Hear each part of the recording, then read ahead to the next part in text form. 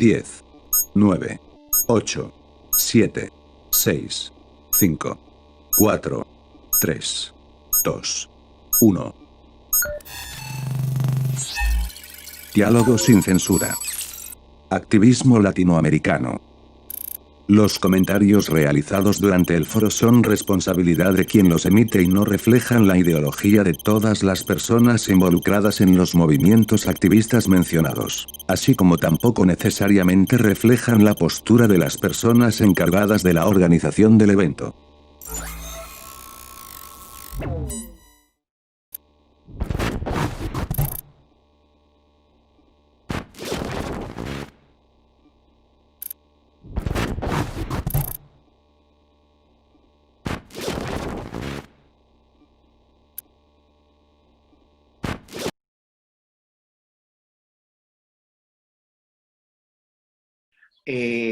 Yo resalto esta como idea que, por ejemplo, países del norte global como en Europa o los Estados Unidos, no está tan pronunciada. Sí que la tienen también a partir de las comunidades, ¿no? Comunidad afroamericana, los chicanos, los pueblos originarios del norte. O sea, tengo que decir que tendríamos que revisar a qué tipo de sujetos o comunidades estas opresiones están funcionando, ¿no? Porque tampoco podemos ver a México o toda Latinoamérica como una Pangea que uniforme, ¿verdad? Entonces, yo diría eso.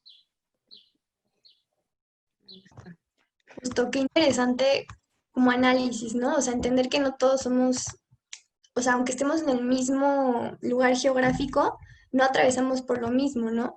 Igual, si algún otro ponente quisiera expresar como lo que piensa al respecto de esta pregunta, adelante, ¿no? Si no, igual continuamos con la siguiente. Sí, pues creo que parte de lo que tanto Angie como Nibardo están rescatando es que tenemos que pensar que las opresiones, cuando decimos que son sistémicas, hablamos de que hay un sistema que es global, que parte como por el capitalismo, el patriarcado, la colonización. Todas esas son fuerzas que se dan en todo el mundo, pero que se materializan de maneras distintas en diferentes latitudes. Entonces, como es un sistema, lo vamos a ver manifestarse en todas partes, pero la manera en la que se manifiestan va a ser distinta porque no tendría ningún sentido, ¿no?, hablar de ciertas cosas o de discriminar de ciertas maneras en lugares donde no se han dado las situaciones históricas que lo permiten. Entonces creo que podemos pensar en eso cuando nos movemos de contexto, como decía Nibardo, que las opresiones van a cambiar. No es que dejen de existir las otras, es que tú te moviste y entonces se van a subjetivar, o lo que decimos, no se va a expresar de manera diferente cómo te atraviesan. Y esto es una construcción de discursos que va a cambiar. O sea, no es lo mismo ser mexicana, mexicano en México, con todas las otras cosas que puedes ser, ¿no? Si eres moreno, si eres blanco, si eres de clase alta, si eres de clase media, baja, y incluso el sistema de clases mexicano, ¿no?, que es muy particular. No es lo mismo a que te muevas a Estados Unidos y de pronto ya eres latina, latino, latinex. Es una identidad que puedes ni siquiera estar consciente y la vas a hacer, ¿no? En el momento en el que tú cruzas la frontera, tienen otra forma de construirte como sujeto que antes no tenías que preguntarte. Esa identidad, si te mueves a Inglaterra, que fue donde yo viví 7 años, allá no existe ser Latinx, ¿no? Existía para mis amigos de Estados Unidos, no existía para mis amigos o conocidos de Inglaterra. Sí era migrante, sí era otra, sí era muchas cosas, pero ser latinoamericana no tenía una carga similar a lo que sería si hubiera sido del sudeste asiático, ¿no? Que es todo un tema en el Reino Unido.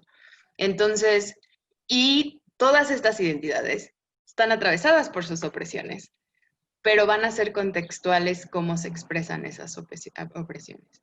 Es que creo que es totalmente complementar lo que ya estaban diciendo mis colegas, ¿no? Nada. Pero entender esto, pues creo que nos puede ayudar a pensar por qué, ¿no? ¿Por Sí, qué no, yo no me siento discriminada si soy mexicana? Bueno, pues tal vez no estás en un contexto en el que esto pueda pasarte por muchas cosas de cuestiones de privilegio, ¿no? Pues esto no quiere decir que la discriminación contra los mexicanos no exista. Y con todas las identidades es lo mismo. sí, sí, sí, totalmente. Justo han estado hablando como de estos movimientos, ¿no? De, pues, de lugar a lugar y como en un lugar te pasa algo cuando en el otro lugar no te pasaba, ¿no? Y ahora les lanzo la siguiente pregunta, que es más bien como de opinión. ¿Qué opinan de la representación internacional que tiene México en la materia de migración? Esta proyección que pasa no solo en Estados Unidos, sino también con nuestros connacionales alrededor del mundo. Estos comportamientos, ¿cómo se podrían traducir a un activismo acertado? La voy a poner en el chat porque quedó un poquito larga. Hay, voy a tratar de contestar rápido. Hay en todos los tratados que tiene firmados México y ratificados tratados y en la ley de migración, si tú eres alguien que vive en otro país, lees nuestras leyes y los tratados que hemos firmado, ratificado y en ocasiones liderado, bueno, parecería que esto es un lugar muy, muy bueno para vivir. Ahora, y eso lo hace atractivo. Hay un fenómeno que se está dando y se está dando particularmente aquí en Querétaro. Están viniendo mujeres de África a dar a luz aquí a sus hijos. Estas mujeres, yo decía, bueno, ¿por qué? ¿Por qué están viniendo aquí a tener a sus hijos? Y muy interesante porque viven en países como, por ejemplo, Kuwait o Qatar, y entonces no quieren que sus hijos nazcan en sus países de origen. Y si nacen en el lugar donde están viviendo, porque ahí trabaja el esposo, si nacen ahí los niños, no van a tener los privilegios de ser considerados de esa nacionalidad, porque la nacionalidad de un país, por ejemplo, que es étnica, no va a permitir que un niño negro en un país, por ejemplo, árabe, adquiera la nacionalidad ni siquiera ciudadanía. Y entonces, ven a México, en México el niño nace y automáticamente pues es nativo de aquí, no se le pide nada y tienen esta ventaja de tener una nacionalidad que a nivel internacional se ve bien.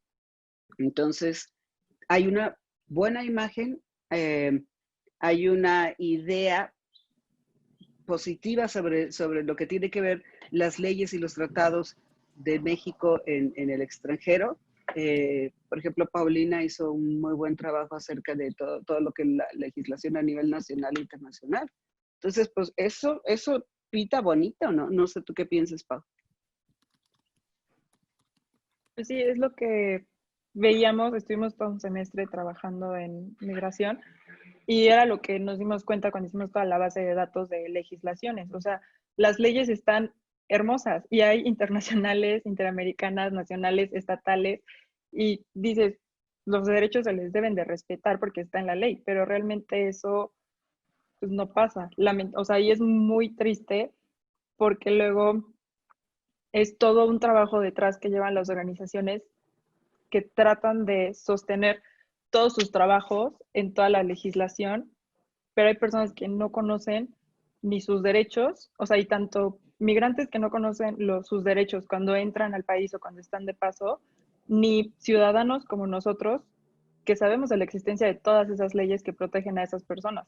Entonces creo que por eso es la importancia también del activismo, porque es un trabajo en conjunto y se va haciendo toda una cadena para apoyar todas estas causas. Nada más para complementar a Angie. Y no sé si alguien más quiera decir algo. Sí, me encanta que hayan como mencionado esto, ¿no? De que qué manera se puede avanzar hacia un activismo. Y bueno, ahora ya porque se nos está acabando un poco el tiempo, me gustaría hacerles como de las últimas preguntas para que pues puedan como explayarse ya todo lo que quieran sin que se sienta como tan reducido el tiempo, ¿no? Al final de cuentas, o ustedes qué pensarían de la importancia de identificarse parte de algún grupo activista y cómo se puede ayudar a las causas activistas en México. Es decir, cómo se puede ser un aliado en los movimientos que no nos afectan, cómo podemos empezar desde nuestra trinchera a hablar sobre lo que sí nos está afectando. Me gustaría que todos nos compartieran esto. Bueno, si quieren yo Sí, empiezo. a ver, Pau. Bueno, creo que la importancia de identificarse como un activista en México y en el mundo es muy relevante porque es un derecho y es una responsabilidad que tenemos como personas y como ciudadanos de cualquier país.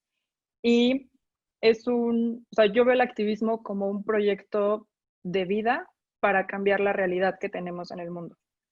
Y es protestar, es hacer escuchar nuestra voz. Entonces, creo que nuestra primera tarea que nos toca es buscar información, buscar redes de apoyo y ir formando tú tu propio criterio y buscar organizaciones, colectivos, etcétera, que buscan lo mismo que tú quieres en esa causa. O sea, si tú te consideras feminista, pues buscar un colectivo feminista en tu estado, en tu ciudad, etcétera, y ir haciendo, participando en las juntas. O sea, este foro, yo creo que esto ya es activismo.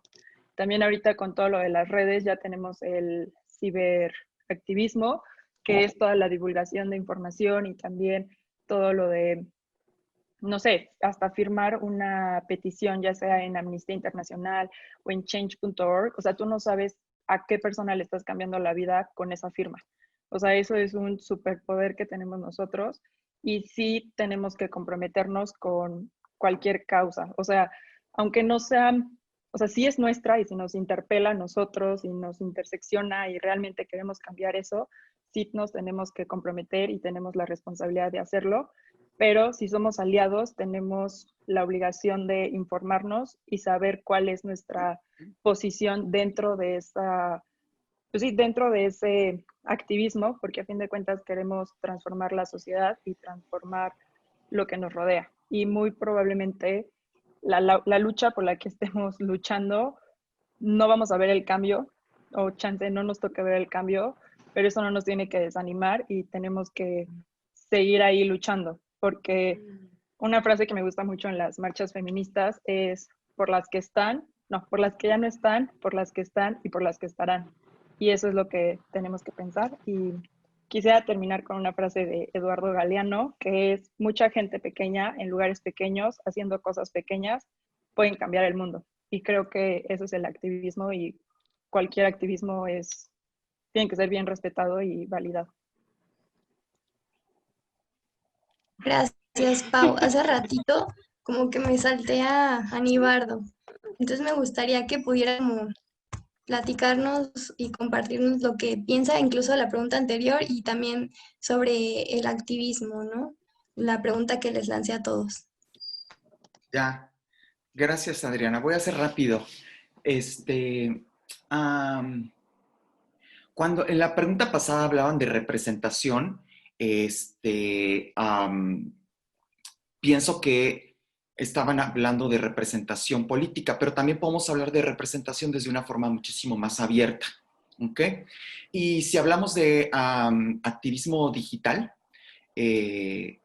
hay un par de investigaciones muy interesantes que nos hablan actualmente, son investigaciones así muy chulas, que hablan del activismo digital de mexicanos migrantes en los Estados Unidos utilizando las redes sociales como formas de politización de sí mismos, ¿verdad? Y que les permiten ver a la distancia las asimetrías que hay en su país de origen y también en el país receptor. Y eso ha sido bien importante. Eso es una forma de representación, es decir, autorrepresentarse, ¿no? Por medio de una tecnología y pues ahí está, búsquenlo.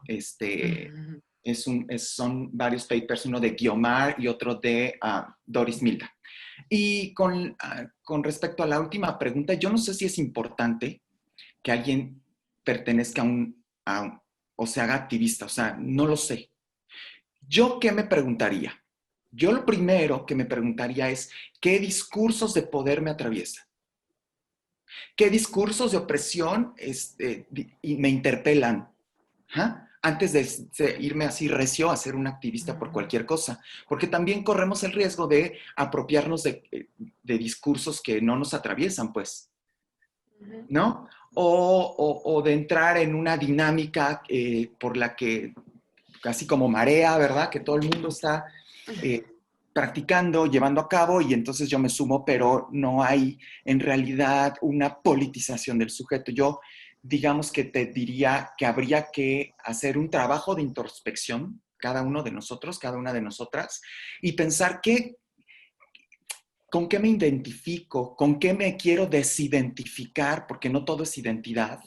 Eh, a qué grupos pertenezco, quién soy yo, en qué redes tengo acciones, qué comunidad participo, ¿no? Y después de pensar eso, pues pensar en qué cosas te está constriñendo la vida o no, porque no necesariamente más a sujetos que habitan en el privilegio, pues me cuesta trabajo creer que haya opresiones y que tengan que, no sé, formar parte de algún grupo. No, igual y no todos, no es para todos, porque también hay gente que tiene la vida resuelta y está muy bien. Hay otra que la tiene muy canija y pues entonces para tratar de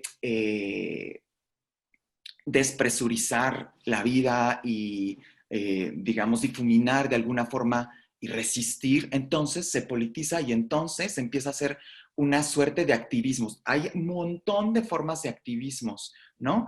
Pero te diría así, a bote pronto, ¿no? Politizarse, aliarse, pues hacer redes con otros que piensan igual que tú, tender puentes, no solamente tú es que tienes que tener presencia, también puede ser un puente para que otros, digamos, potenciar la voz de otros, ¿no? Descentrarnos, no soy yo a veces el centro de todo.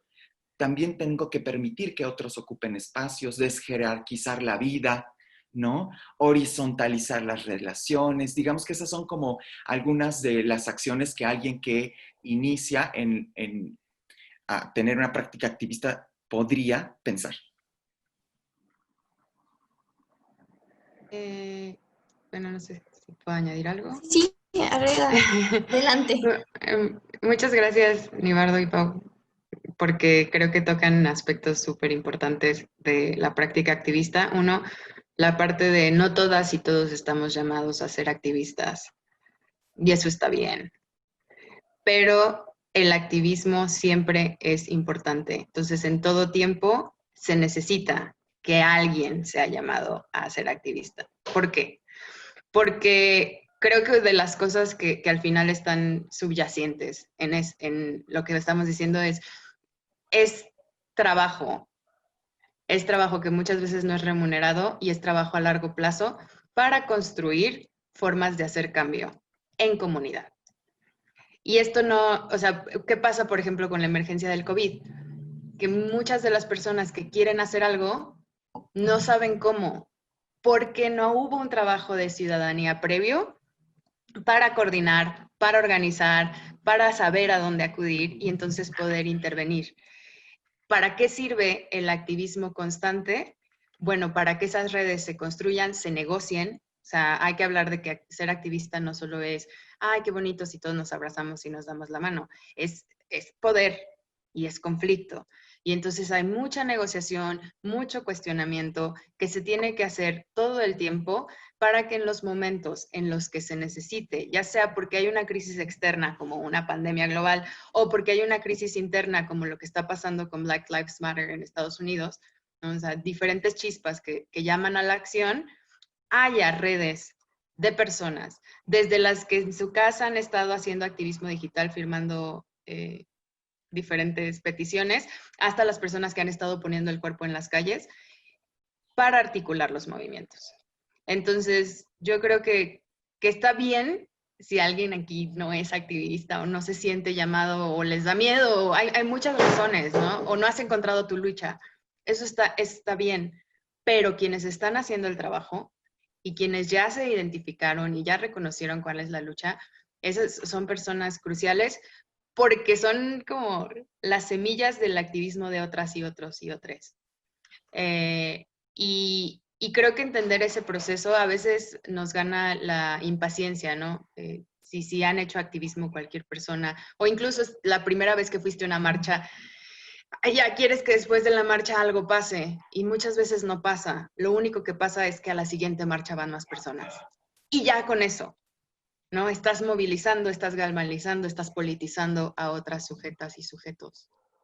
Y eso es parte de, ¿no? Se glamoriza como los momentos más icónicos de los activismos, pero hay mucho trabajo de campo y de a pie en el estar en esto, ¿no? Entonces yo creo que sí es muy importante que quien sienta ese llamado busque las redes, porque esto es trabajo comunitario, va en contra de lo que nos enseñan del individualismo, ¿no? Las sociedades en las que crecemos, es ir a trabajar con otros.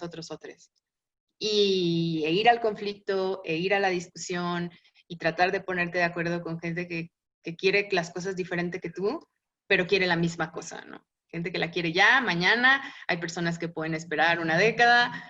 ¿Cómo negociamos nuestras urgencias? ¿Cómo negociamos nuestras necesidades? ¿Cómo negociamos todo lo que somos? Porque bueno, depende de dónde estás parado, ¿no? Cómo te atraviesan estas cosas, como decía Nibardo. Entonces eso es lo que yo tenía que añadir, y aplaudo muchísimo desde este esfuerzo que hicieron por juntar voces que se interesan por este tema, porque es esto, es construir y construir y construir, y aguantar cuando hay golpes que te hacen perder un poco la esperanza, ¿no? Porque esto es muy despacito. Eso es todo. No, muchas gracias, estuvo valiosa esta aportación. No sé si quisieran hablar como también a esta... Nada más añadir que el activismo se puede hacer desde muchos espacios, es decir, no es salir a la calle. O sea, si yo tuviera dinero para abrir una escuela, podría ser una escuela con ciertas características que sea muy incluyente y armada de tal manera para que pudieran ir diferentes tipos de personas que pudieran asistir y que fuera accesible. Nosotros los que trabajamos con migrantes, pues no es un activismo de las calles, ¿no? Y nos llegan pues hombres, mujeres, niños, personas trans, personas con diferentes géneros, y pues cuando estamos ahí trabajando por ellos, a veces hasta pareciera un trabajo de rebeldía, ¿no? Porque estamos, incluso a mí, por ejemplo, hay gente que me ha agredido y me ha dicho que no te voy a dar ropa para tu albergue porque es para los muros que vienen los centroamericanos. Entonces, ya es un tipo de activismo estar participando ahí, ya es un espacio en el que nosotros estamos haciendo algo por una persona o por una familia o por alguien pues que está en situaciones completamente desposeído de los privilegios que otros tenemos. Gracias por compartir esto, ¿no? A veces sí hay que atravesar por momentos así, pero pues como ya dijeron todos, ¿no? Y pues creo que él hiciste súper hincapié, que pues hay que seguirle, ¿no? A veces te topas con pared, pero pues a darle, ¿no? Ya quedan muy poquitos minutos, hay varias personas en el chat que han puesto preguntas. Me gustaría ver si podemos contestar algunas. La pregunta de Luisa, que habla sobre la teoría queer en Latinoamérica y pues qué ha pasado positivamente en la actualidad gracias al activismo queer, ¿no? No sé si nos pudieras ayudar a contestarla. Y gracias, Luisa, que es una muy buena estudiante. Oigan, pues es que nos queda poco tiempo, pero así a grandes rasgos en líneas generales, la teoría queer en América Latina pues es muy reciente en realidad. Digamos que tiene más trabajo en otros lugares como los Estados Unidos, Europa, etcétera.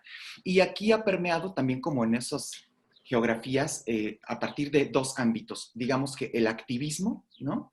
Y la academia. Cuando hablamos específicamente de teoría queer, pues estamos hablando de las ideas queer que se trabajan en la academia y cómo las ideas que nacieron en las calles, en el activismo, con las personas, se llevaron a teorizar para que entonces pudiéramos pensar fuera de la caja, ¿no? En América Latina pasa lo mismo, pero también digamos que lo queer ha experimentado un proceso de traducción a partir de pues, la geografía aquí y lo que presentaba esa geografía, las identidades, las diferencias, ¿no? Esta colonialidad del pensamiento y de los sujetos y de los cuerpos, patatín y patatán. Entonces, de lo queer en América Latina, digamos que ha experimentado una traducción para poder visibilizar, hacer presentes las opresiones que ciertas personas, ciertos sujetos han experimentado, pues, siempre, históricamente, digámoslo así. Entonces, una de las cosas que aporta pensar desde lo queer al activismo es la desidentificación, porque démonos cuenta que hay unas exigencias constantes a identificarnos con cosas. ¿Qué eres, Nibardo? ¿Eres hombre o eres mujer? Decídete, ¿no? Y yo así de, ay, güey, ¿qué soy? Entonces, como que también, si pensamos en la vida binaria, eres hombre, eres mujer, ¿no? ¿Estudiaste o no estudiaste? ¿Qué otra cosa? Así que, pues es una vida constreñida. Parece que no hay otra posibilidad para que, más que estar en los polos y todos los matices están negados, invisibilizados, y la verdad es que la vida no es así, tenemos pruebas de eso, ¿no? La vida y las experiencias de cada persona son pues de todos los colores y diferentísimas. Entonces, si la teoría queer ha llegado a Latinoamérica, como lo ha hecho en otros confines, ¿verdad? A desafiar esos binarios del sistema que constriñen incluso nuestra forma de pensar. La teoría queer, si la descentramos del género y de la sexualidad y la llevamos a la vida cotidiana, a otras áreas del conocimiento, nos permite pensar en otras posibilidades. Por ejemplo, Sara Ahmed, que algunas de ustedes ya la han leído también conmigo en clases, saben que ella llevó la teoría queer hacia pensamiento fenomenológico y decir cómo estamos en la vida orientados hacia ciertas cosas. O sea, yo veo una silla y la veo y pues ya me quiero sentar, ¿no? Veo una falda y no me la quiero poner porque soy socializado como hombre. Entonces veo, y así imagínense con las violencias, cuando vemos una violencia, ¿estamos orientados hacia la violencia? Porque esas son cosas que se aprenden. Entonces la teoría queer llega aquí como para ayudarnos, apoyarnos a desaprenderlo, a desidentificar eso, a desorientarnos. Esto es lo que propone esta académica interesante. Pues, ¿qué tal si la desorientación es una nueva forma de poder ver posibilidades donde no pensamos que las había? ¿No? Más o menos a grandes rasgos. Muchas gracias. Pues todas las respuestas y todo lo que compartieron en este foro fue súper valioso. Por cuestiones de tiempo, estuve viendo que Lorena levantaba la mano, no sé si aquí, me gustaría darle el tiempo, ¿no? Porque pues, también es un espacio abierto a que nos comparta lo que pues nos ha querido compartir todo este rato, a pesar de que pues, nos estamos pasando unos minutitos, ¿no? Pero creo que es valioso escuchar a todos. Entonces, Lorena, si quisieras participar. Ay.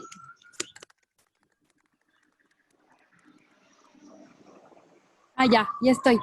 Pensaba que no. Hola a todos. Muchas gracias, Adriana, por darme la palabra. Gracias a todos los panelistas.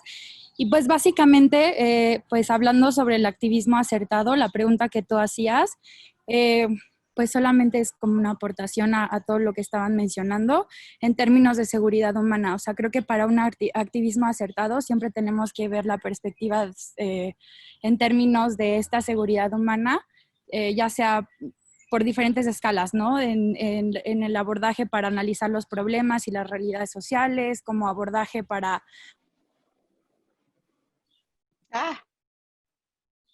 Te perdimos, Lore. Perdón. Como abordaje para los análisis de la política, como lo estaban diciendo Angélica y Pau, y pues en la posición política particular y en la perspectiva sobre la gobernanza, ¿no? Porque al final esta perspectiva de seguridad humana pues intenta evitar la sobregeneralización, concentrarse como en esas particularidades de cada caso, ¿no? A nivel de de ideas, ya sea acerca de naciones, de género, de raza, de bienestar y pues otras cosas a nivel de estructura, como también lo estaban mencionando, del poder político, económico, y pues siento que eso es algo pues muy importante cuando hablamos de pues esto de migración, porque pues nos ofrece una perspectiva descriptiva completamente, ya que nos explica pues el enfoque sistémico al que queremos abordar para poder como desde raíz nosotros poder abordar este problema, ¿no? Estas amenazas y pues también abordar las oportunidades que tenemos, como decía Pau, como este canal de comunicación entre pues los migrantes y pues las instituciones, las organizaciones, el gobierno y pues nosotros como activistas.